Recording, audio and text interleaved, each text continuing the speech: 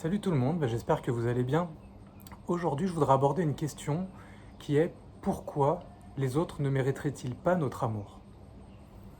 Alors je parle de ça parce qu'il n'y a pas longtemps, il y a quelques jours, une personne vient me voir pour une séance de coaching et me dit Eric, tu sais, il y a quelques temps, je me suis rendu compte que je donnais, et au final, les gens m'ont blessé et je pense qu'ils ne méritent pas, ils ne méritaient pas que je leur accorde tant d'énergie, tant de temps. Donc déjà, je lui ai demandé pourquoi, en fait, pas pourquoi, mais qui tu veux être, quelle personne tu es, quelle personne tu veux vraiment incarner en toutes circonstances, quoi. Elle me dit, moi, de toute façon, je suis quelqu'un de généreux, je suis quelqu'un de bienveillant, je suis quelqu'un qui est à l'écoute, j'ai envie d'être là pour les gens, j'ai envie de pouvoir les aider, quoi.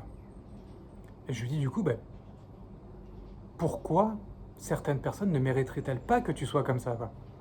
Elle me dit parce que du coup ils m'ont blessé, ils m'ont fait du mal et que je me rends compte que j'aurais mieux fait de donner mon temps, de donner mon énergie à des gens qui méritaient.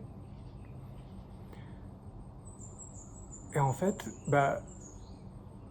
au fil de notre discussion, on en arrivait à une réflexion que j'ai trouvée très pertinente et qui est, si tu penses comme ça, déjà c'est que tu es dans le jugement que des gens méritent et d'autres méritent pas. Donc il y a des gens qui sont bons et des gens qui sont mauvais.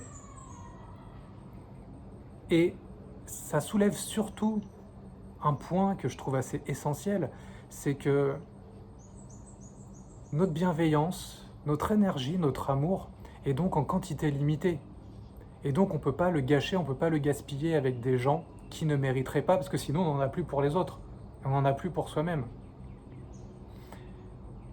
Et d'ailleurs, je pense que c'est même le problème de fond, c'est qu'avant tout on n'en a pas pour soi-même. Et comment on peut le donner aux autres si on n'en a pas pour soi-même?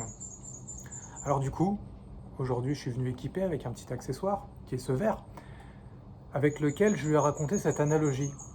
En fait, ce verre représente ta quantité d'énergie.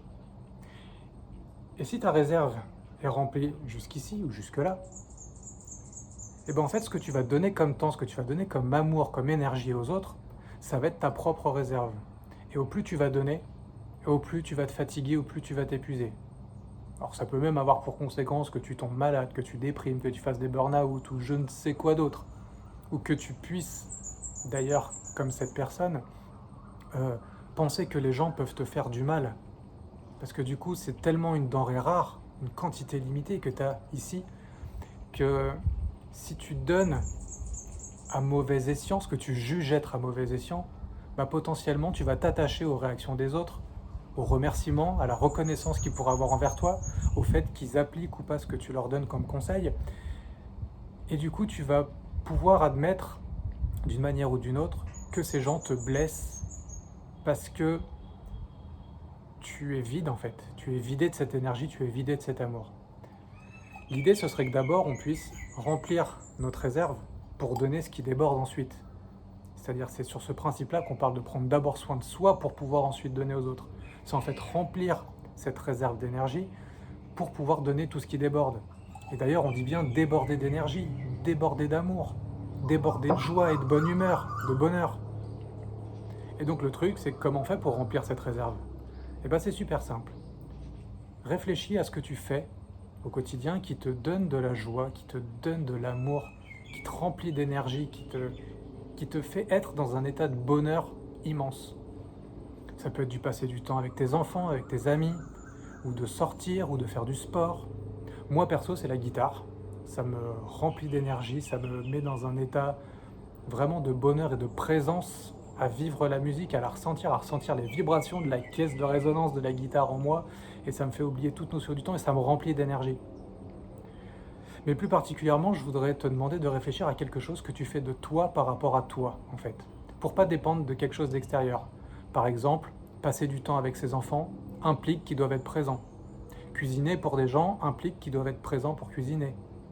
Quand quelqu'un t'appelle par surprise, ça te procure une grande joie, parce que tu as des nouvelles d'une personne que tu n'avais pas eue et que tu as peut-être appelée d'une manière ou d'une autre, seulement tu es dépendant de cette personne, et si elle ne t'appelle pas, tu fais comment? Tu t'empêches de vivre, tu t'empêches d'être heureux, tu t'empêches de faire le plein.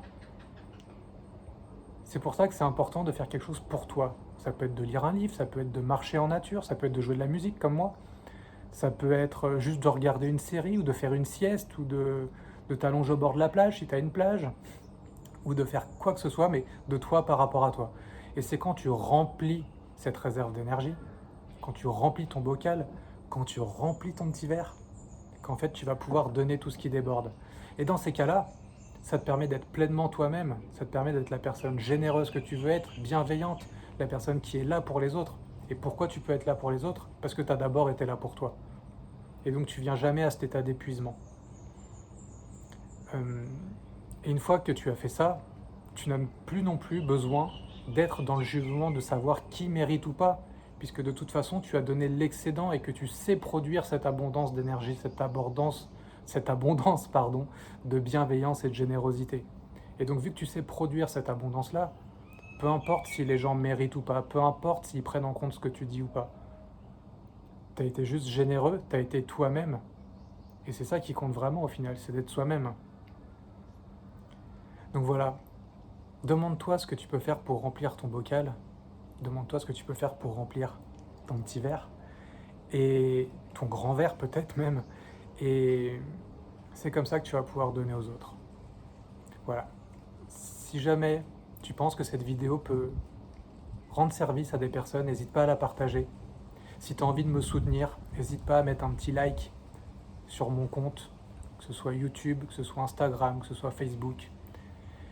Et si tu as envie de me partager ce que tu fais pour remplir ton bocal, pour peut-être inspirer d'autres gens, ou l'avis que tu as sur ce sujet-là, n'hésite pas à me mettre un petit commentaire sur la vidéo. En attendant, je vais aller remplir mon bocal à moi, je vais aller jouer un petit peu de musique, et puis je vous souhaite plein d'amour, plein de bonheur, et à très vite pour une nouvelle vidéo.